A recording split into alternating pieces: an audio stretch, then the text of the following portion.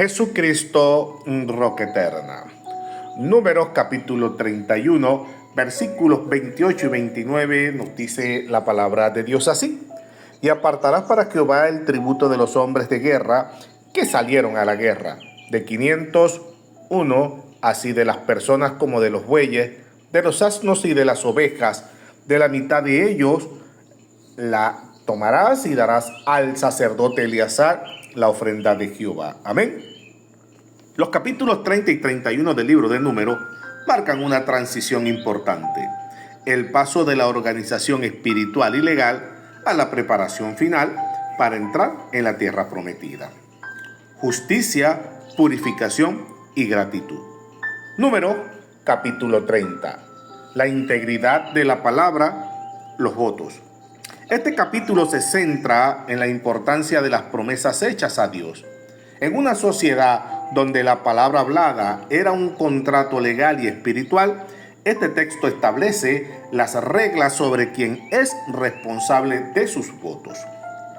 Nuestras palabras como reflejo del corazón. El valor de la palabra empeñada. El capítulo comienza con una regla innegociable.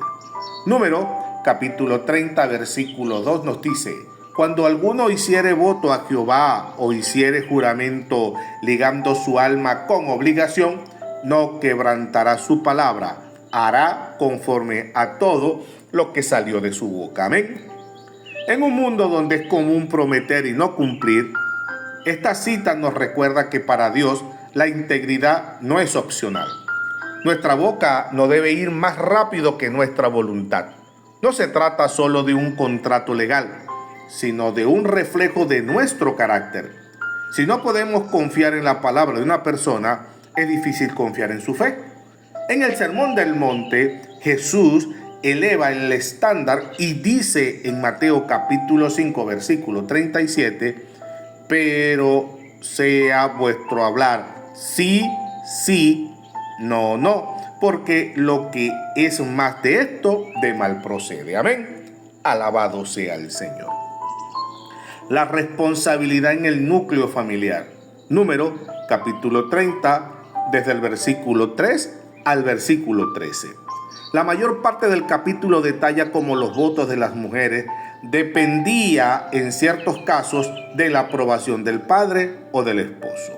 Desde una perspectiva espiritual moderna, esto nos habla de la cobertura y la protección. Dios establece un orden no para oprimir, sino para cuidar. Un voto impulsivo debe traer consecuencias graves. Por eso, el Espíritu resalta que el líder del hogar tiene la responsabilidad de discernir y, si es necesario, anular aquello que pueda dañar su familia. Número capítulo 30, versículo 5 dice: mas si su padre le vedare el día que oyere todos sus votos y sus obligaciones con que ella hubiere ligado su alma, no serán firmes, y Jehová la perdonará por cuanto su padre se lo vedó. Amén. El silencio que otorga y la responsabilidad compartida. Un punto clave son los versículos 14 y 15. Si el esposo escucha el voto y calla, lo confirma, pero si lo anula después de haberlo guardado el silencio, él cargará con la culpa de ella. Amén. Esto nos enseña que el silencio también es una decisión. En nuestras relaciones y en nuestra fe, ignorar algo o no tomar una postura cuando debemos nos hace responsables de las consecuencias. La fe requiere comunicación clara y activa. Antes de prometer, medita.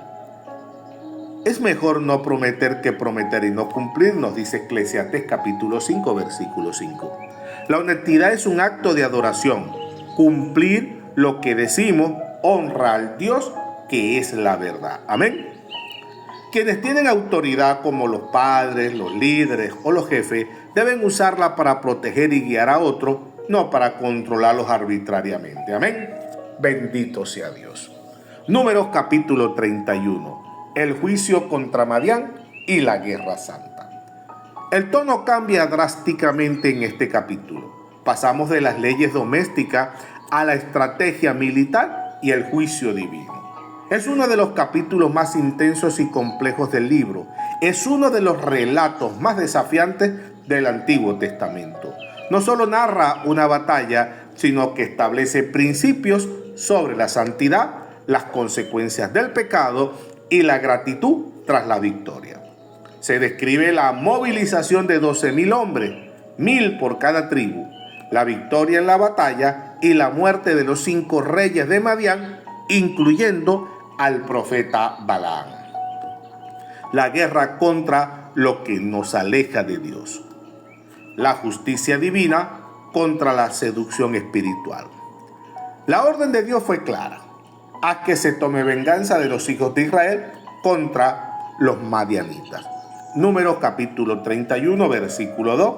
Esto no era una guerra por territorio o ego, sino un juicio contra quienes habían planeado la caída espiritual de Israel mediante la idolatría y la inmoralidad en Baal-peor. La purificación tras la batalla. A pesar de haber ganado, los soldados no pudieron entrar al campamento de inmediato. Tuvieron que pasar por un proceso de purificación. Y vosotros permaneced fuera del campamento 7 días. Purificaréis a los cautivos y vuestros vestidos, según Número, capítulo 31, versículo 19. Incluso los objetos de metal debían pasar por el fuego, según Número, capítulo 31, versículos 22 y 23. Juan el Bautista en el Nuevo Testamento anunció que Jesús vendría a bautizar en Espíritu Santo y en fuego, según Mateo capítulo 3, versículo 11. Jesús es quien purifica nuestras vidas, no solo exteriormente, sino desde el corazón. Amén. Alabado sea el nombre del Señor. El reconocimiento de la gracia, la ofrenda de gratitud. El momento más conmovedor del capítulo ocurre al final. Los oficiales del ejército regresan y le dicen a Moisés: tus siervos han pasado revistas a los hombres de guerra y no falta ni uno de nosotros, según Número, capítulo 31, versículo 49. A pesar de la magnitud del conflicto, Dios los preservó. En respuesta, los capitanes trajeron una ofrenda voluntaria de oro como expiación por sus almas ante el Señor.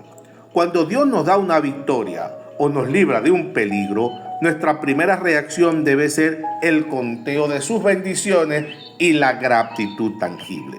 Reconocer que no falta ni uno es admitir que fue su mano y no nuestra fuerza la que nos sostuvo. Amén. A su nombre, gloria.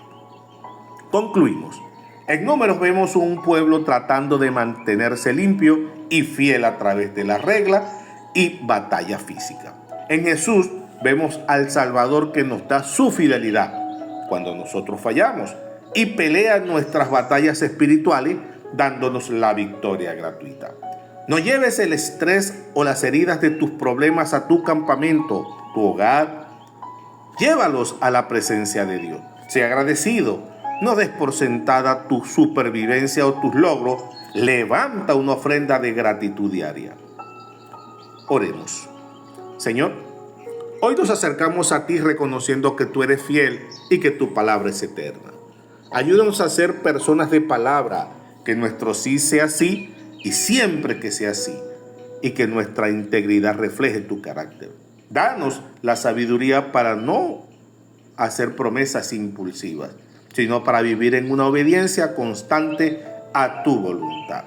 Gracias porque aunque enfrentamos tentaciones y ataques que nos buscan desviarnos de tu camino, en Cristo tenemos la victoria completa. Amén. Dios te bendiga, Dios te guarde.